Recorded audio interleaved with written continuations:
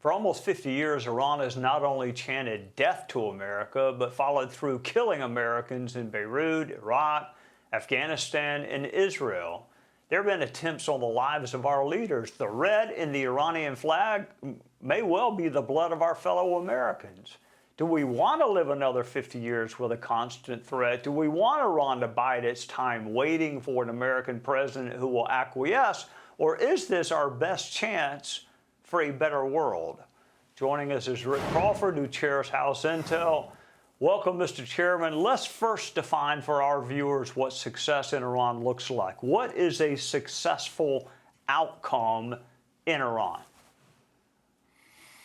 Well, I think you have to look at militarily, obviously, is the complete degradation of their ability to produce ballistic missiles, nuclear fissionable material, their ability to enrich, and their ability to make war. If you can do those things, that's a pretty big deal. Now, then there's a political construct here, because what we know are the mullahs that, the supreme leader that run the country currently, that doesn't comport with what they think are acceptable terms.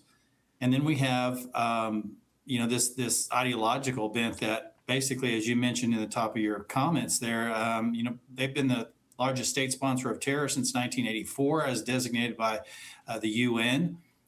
This is what they do. You can't take them at their word. You could make a deal. It's not a trust but verify scenario. This is pretty dicey. So I think what it looks like is we need to make sure that we are comfortable with the complete degradation of their ability to make war in any context.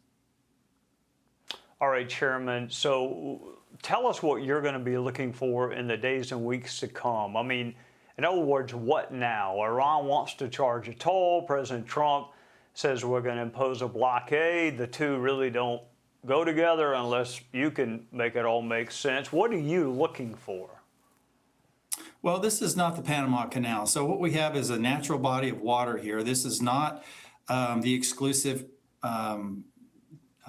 domain of Iran. In fact, Oman and the Emirates, I believe, would have at least as much of a claim as Iran does. And, understanding international law, they've got a 12-mile claim off of their coast. This is a 21-mile, at its most narrow point, it's 21 miles between Oman and Iran. Why they think that they have an exclusive sovereign claim to the Strait of Hormuz, I don't know, but they can't use it to cash flow their ability to make war on the region and to engage in funding proxies for the purpose of inflicting terrorist attacks across the world, and particularly at American targets, Israeli targets, and others in the region. So it's not like the Panama Canal, where it was built and then established specifically to do just that. This is a natural body of water.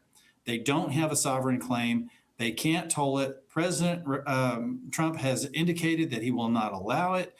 This is not the first time this has happened. I mean, they tried this back in the 80s, 1988. I remember it well. I was serving in theater at the time, and I can remember it very vividly. Operation Praying Mantis and the USS Samuel Roberts were pivotal in President Reagan's decision to go in and strike the Iranians at the time. I wish he had finished the job in 1988. And what it has done is given rise to the idea that they could leverage this choke point to hold the rest of the world hostage. And President Trump says, no, not going to happen on my watch.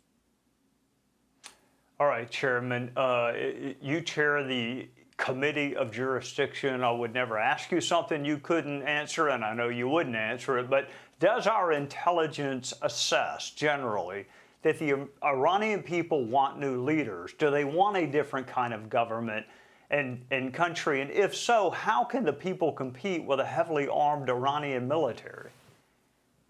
So the good news is what we see are open source, multi-open source reports of an organic uprising, if you will. Now, politically, it's going to be difficult from the standpoint of going up against the IRGC for various reasons. One, the IRGC is ideologically aligned and controlled by the mullahs, the supreme leader. The other thing is that we got to be careful, because that culture in Iran has largely been sort of viewed as this monolithic group of people. That's not necessarily true. So yes, you have a large contingency of Shiites, but Iran is Persian. It's very diverse ethnically and religiously. And so there are other people in the country besides a bunch of radical Shiites. And those people are the ones that are looking for new leadership. And that's a significant number. This is a large country, pretty densely populated, particularly in the capital region and a few other cities. And so I think folks have made the mistake of thinking that Iran was all in one accord, that they were all Shiites, and that they all had this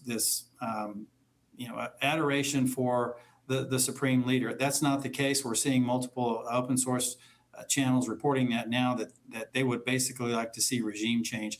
To the extent that we can facilitate that, I'd love to see it happen. Chairman, thank you for joining us, and especially thank you for your service to our country. I think you used to disable bombs in uniform for us. That's probably good preparation for Congress. Thank you for your service on both fronts. Thanks, Trey. Be sure to like and subscribe for all the Fox News latest on YouTube, and catch full shows streaming now on Fox One.